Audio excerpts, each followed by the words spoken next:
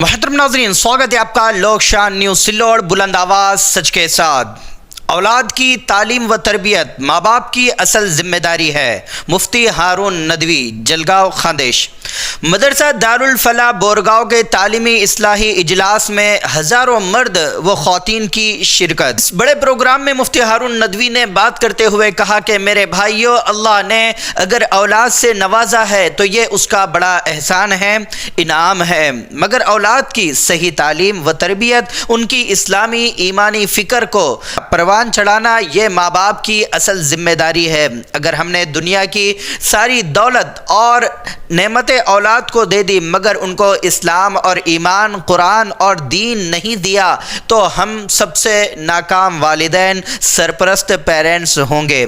ہماری دنیا آخرت سب برباد ہو جائے گی۔ اس لیے سب سے زیادہ ہم اولاد کے ایمان کی حفاظت کی فکر کریں، کیونکہ بازار میں ایمان پر ڈاکو ڈال رہے ہیں اور ڈاکو گھوم رہے ہیں، اور جب ایسی خبریں آتی ہیں کہ کسی مسلم بیٹی نے ایمان چھوڑ کر کفر اختیار کر لیا اور کسی اور دھرم کے شخص کے زندگی کا حصہ بن گئی تو روح کانپ جاتی ہے، اور یہ سب ہماری تربیت میں کوتاہی کا حصہ ہے۔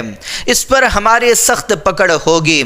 اس لیے بچوں کی ایمانی دینی تعلیم کی فکر اول فرض ہے۔ ایسی اہم نصیحت ہے جمعیت علماء مہاراشٹر کے اپادھیکش، ملک کے نامور بے باک مقرر حضرت مفتی محمد ہارون ندوی نے اپنے بیان میں فرمائی۔ بورگاؤں ساروانی بورگاؤں بازار کے مدرسے کا یہ سالانہ تقسیمی اسناد کا اجلاس تھا، جس میں اطراف سے ہزاروں مرد و خواتین نے شرکت کی۔ اس اجلاس میں طلباء و طالبات کو مفتی صاحب اور آنے والے علماء کے ہاتھوں سے انعام اور اسناد سرٹیفکیٹس تقسیم کیے گئے۔ مفتی صاحب نے تعلیم و تربیت کی اہمیت پر تفصیلی خطاب کرتے ہوئے جوانوں کو ہر قسم کے نشے سے دور رہنے کی نصیحت بھی فرمائی، زندگی کی قیمت کو بیان فرمایا اور ہندو مسلم ایکتا پر بڑی پیاری بات کی۔ سلوڑ شہر سے مجلس علماء کے ذمہ داران اس اجلاس میں پہنچے تھے۔ اسی طرح سے بورگاؤں ساروانی اور بورگاؤں ساروانی کے اطراف کے لوگ بڑی تعداد میں مفتی ہارون ندوی کے بیان کو سننے کے لیے موجود رہے، اور آخر میں مفتی محمد ہارون ندوی کی دعا پر اس جلسے کا پروگرام کا اختتام ہوا۔ ناظرین، اس طرح کی تمام خبریں، نیوزز، معلومات، جانکاری پانے کے لیے لوک شان نیوز سلوڑ کو سبسکرائب کریں۔ اسی کے ساتھ میں حافظ انصار رخصتی چاہوں گا، پھر ملیں گے اگلی نئی خبر، نئی ویڈیو کے ساتھ۔ خدا حافظ۔ ہیئر سٹائل، تمہارا بولنے کا انداز، تمہارا چلنے کا انداز لوگ اختیار کرتے ہیں، تم کو ہیرو کہتے ہیں۔ میں نے ان کے اندر بھی یہ کہہ کے آیا کہ ہیرو تم نہیں ہو، تم تو ناچنے گانے والے ہو، تم تو پیسوں پر اپنی عزت نیلام کرنے والے ہو۔ ہمارے ہیرو، ہمارے یہ جملہ سننا، ہمارے ہیرو تو اصل ہے محمد الرسول اللہ۔ زور سے کہہ دو، ہمارے ہیرو کون ہے؟ محمد۔ ہماری جان آپ پر قربان یا رسول اللہ، ہمارے ماں باپ آپ پر قربان یا رسول اللہ، ہماری سب کچھ دولت آپ پر قربان یا رسول اللہ، آپ ہمارے اصل ہیرو ہیں۔ کیوں؟ اور ہمیں قرآن نے بھی کیا کہا سنو، ہمیں قرآن نے بھی کیا کہا، لقد کان لکم فی رسول اللہ اسوۃ حسنہ۔ او بورگاؤں والو، اللہ نے بھی کہا کہ تمہارے لیے رسول اللہ کی زندگی بہترین آئیڈیل ہے، بہترین نمونہ ہے۔ تم رسول اللہ کو دیکھنا، رسول اللہ نے جیسا لباس پہننے کا حکم دیا اور جیسا پہنا ویسا تم پہننا۔ رسول اللہ نے کھانے کا اسٹائل بتایا، رسول اللہ نے چلنے کا اسٹائل بتایا، رسول اللہ نے بیت الخلاء میں ٹوائلٹ میں جانے کا طریقہ بتایا، رسول اللہ نے سونے کا طریقہ بتایا، ہمارے نبی نے ہر چیز سکھایا۔ سچی بولنا بورگاؤں والو، عامر خان نے کھانے کا طریقہ بتایا گیا؟ ارے بولو نا۔ دنیا جن کو بھی اپنا لیڈر مانتی ہے، مولانا مفتی صاحب، دنیا جن کو بھی لیڈر مانتی ہوگی، میرا چیلنج ہے، دنیا کے کسی لیڈر نے اس کی قوم کو پیشاب کرنے کا طریقہ نہیں بتایا، لیکن ہمیں گرو ہے، ہمیں فخر ہے اس بات پر کہ ہمارے ہیرو، ہمارے لیڈر، ہمارے قائد، ہمارے نیتا، ہمارے رہبر، ہمارے معلم، ہمارے ٹیچر، ہمارے استاد محمد مصطفیٰ نے ہمیں چلنے پھرنے، کھانے پینے، سونے جاگنے اور پیشاب کا طریقہ اور یہاں تک کہ کپڑے پہننے کا طریقہ اور سواری پر بیٹھنے کا اسٹائل بھی ہمارے نبی نے ہم کو سکھایا ہے۔ تو ہم کو تو ان کی ماننے کا حکم ہے نا۔ اور انہوں نے کہا کہ نام اچھے رکھو کیونکہ ناموں کے اثرات آئیں گے۔ تو عورتیں میری بات کو سن رہی ہے اور مردوں تم بھی سن لو، اگر ناچنے گانے والوں کو ذہن میں رکھ کر اپنی اولاد کا نام رکھو گے تو اثرات ان کے آئیں گے۔ نہیں سمجھے آپ؟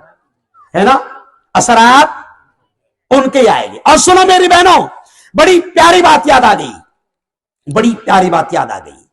جو دودھ پلاتی ہے نا عورتیں اپنے بچوں کو، جب بچہ میری بہنوں آپ کی گود میں دودھ پیتا ہے، آپ کی گود میں دودھ پیتا ہے تو اس وقت آپ کی جو کیفیت ہے وہ دودھ پیتے وقت میں بچے پر بھی اس کے اثرات آتے ہیں۔